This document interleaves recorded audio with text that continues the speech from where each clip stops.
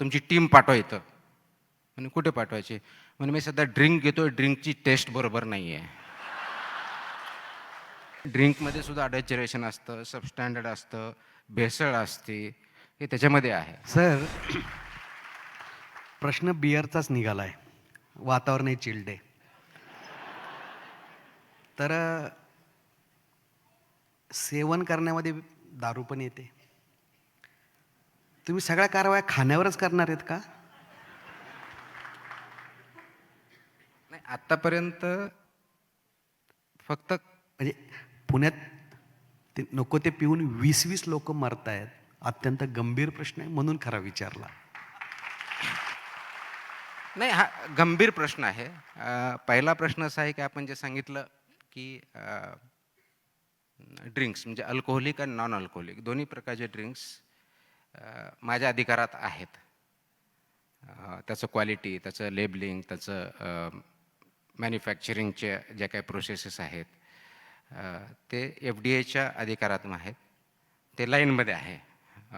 कारण सध्या जरा जास्तच काम आहेत, पण ते प्लॅन केलेलं आहे.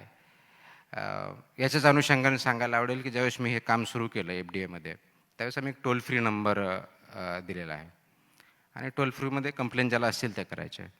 एक 8-10 दिवस झाल्यानंतर माझे कर्मचारी एक दिवस माझ्या ऑफिसमध्ये आले, कारण तो 24/7 टोल फ्री नंबर आहे. जे कंट्रोल रूममध्ये बसतात, रात्री अटेंड करतात. ते आले, म्हणलं सर भेटायचं आहे. म्हणलं बोला काय इश्यू आहे. तर ते म्हणे जरा रात्रीची ड्युटी मला सकाळी भेटेल का? म्हणलं काय झालं? नाही, रात्री थोडा त्रास होतो. म्हणलं उलट कमी कॉल येत असतील, इथं पण दिवसभर जसे मान तसे पण नसतील. नाही तसं नाही. म्हणजे काय विषय? म्हणजे विचित्र कॉल येतात. म्हणलं विचित्र कॉल म्हणजे नेमकं काय होतं? काय म्हणजे सर्वसाधारणपणे 11-12च्या दरम्यान, 1च्या दरम्यान फोन कॉल येतात आणि म्हणतात तुकाराम मुंढे साहेबांचा नंबर द्या, आम्हाला त्यांच्याशी बोलायचं आहे. ते सांगतात नंबर तर आमच्याकडे नाही आहे आणि तुमची काय कंप्लेंट असेल सांगा, आम्ही तशी त्याप्रमाणे नोट डाऊन करतो आणि कारवाई करतो. ते 1-2 वेळेस सांगतो, ते काय ऐकत नाही. मग शेवटला म्हणतात तुमची टीम पाठवा इथं. म्हणे कुठे पाठवायची? म्हणे मी सध्या ड्रिंक घेतोय, ड्रिंकची टेस्ट बरोबर नाही आहे. आणि हे लिटरली घडलेलं आहे. म्हणजे याच्यात काही अतिशयोक्ती नाही, लिटरली घडलेलं आहे. आता ड्रिंकच्या टेस्ट कमी जास्त होतात हे काही मला माहीत असण्याचं कारण नाही, काय मी कधी ड्रिंक घेतलेलं नाही आहे. परंतु तो इश्यू आहे. म्हणजे ड्रिंकमध्ये सुद्धा अडल्चरेशन असतं, सबस्टँडर्ड असतं, भेसळ असते, हे त्याच्यामध्ये आहे. आपण ज्या ट्रॅजेडीचा उल्लेख केला, त्या ट्रॅजेडीमध्ये बेसिकली ज्याला गावठी दारू जे काय म्हणतात, तर त्याच्यामध्ये केमिकल्स मिक्स करून अशा प्रकारच्या घटना घडतात आणि त्याच्यामुळे अनफॉर्च्युनेटली खूप मोठे चुकीच्या घटना घडलेल्या आहेत. इथली ज्यावेळेस घटना घडली त्यावेळेस मला टेक्स्ट आला, व्हॉट्सअप किंवा मेसेज आला. इमिजिएटली त्यावेळेस माझ्या अधिकाऱ्यांना सांगितले चेक करा पुण्यामध्ये जी घटना घडली तिथलं काय केमिकल यूज केलं आहे का आणि कुठलं केलं आहे. माहिती पडल्यानंतर केमिकल यूज केलं असं प्रायमरी रिपोर्ट होता.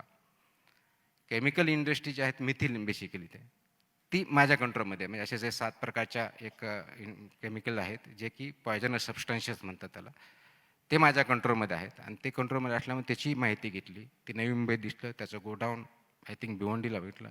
इमिजिएटली त्याच रात्री आम्ही इन्स्पेक्शन केलं, सील केलं, FIR केला आणि पुढची कारवाई केली. त्याच्यानंतर आता मग सगळ्या जेवढ्या आपल्या महाराष्ट्रातल्या जवळजवळ 800-900च्या आसपास अशा इंडस्ट्री आहे की त्यांचं आमचं लायसन्स आहे. त्याचं इन्स्पेक्शन केलं, बरेच त्याचे सस्पेंड केले. आता त्याची पुढची कारवाई चालू आहे. आम्ही ऑटोमेशन पण करणार आहोत. मुळामध्ये चुकीच्या पद्धतीचं केमिकल वापरून आणि त्यांना तिकडे डायव्हर्ट करण्याचा अधिकार नाही की जे फक्त मेडिसिन्ससाठी किंवा कॉस्मेटिक्स किंवा इंडस्ट्रीमध्ये काही केमिकल लागतं त्यांना यूज करण्यासाठी त्या पॉयझनस सबस्टन्सेस ॲक्टखाली जे काही 7 आता आहेत त्यांना आपण परमिशन देत असतो. तर इथून पुढे ते ऑटोमेशन कसं होईल, म्हणजे तिथून जाणारा प्रत्येक इनव्हॉइस जो असेल तो ज्या ठिकाणी जातो त्याचा डेटा त्यांनी आजही मेंटेन रजिस्टरमध्ये करणं अपेक्षित आहे, पण इथून पुढे तो ऑटोमेशनच्या माध्यमातून आपल्याला कळेल. अशी व्यवस्था करूया जेणेकरून ते डायव्हर्ट होणार नाही, असा आमचा प्रयत्न त्याच्यामध्ये चालू आहे.